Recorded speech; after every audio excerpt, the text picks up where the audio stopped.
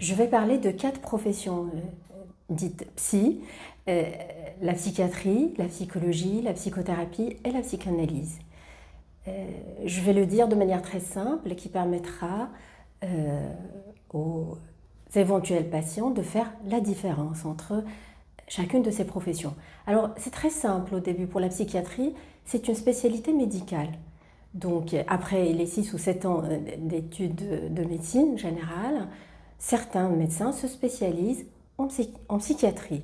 Donc on dit psychiatrie comme on dit cardiologie, ophtalmologie, etc.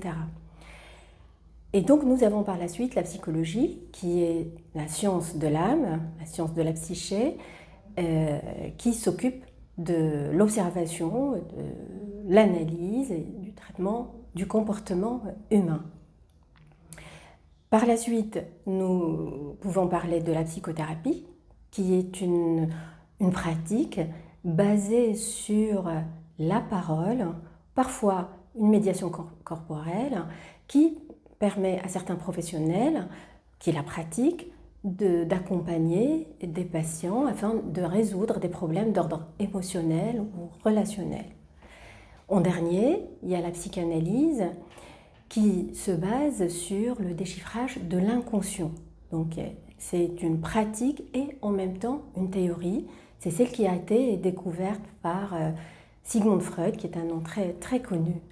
Et donc, il y a une remarque très importante à souligner, c'est que les psychiatres et les psychologues peuvent pratiquer de la psychothérapie et ou de la psychanalyse.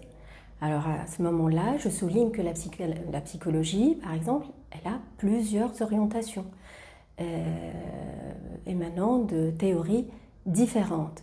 Donc nous avons une psychologie d'orientation psychanalytique, une psychologie d'orientation comportementaliste, et puis une psychologie dite humaniste aussi, qui utilise des techniques différentes de ces deux que je viens de citer.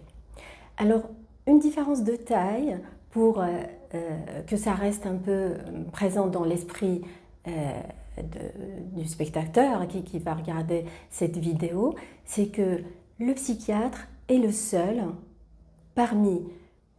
la psychiatrie est la seule parmi ces 4 professions qui a habilité à prescrire des médicaments, à donner des ordonnances. Ni les psychothérapeutes, ni les psychanalystes, ni les psychologues au Maroc ne sont autorisés à prescrire des médicaments. Donc voilà comment les gens peuvent s'orienter pour choisir un praticien qui correspond à leur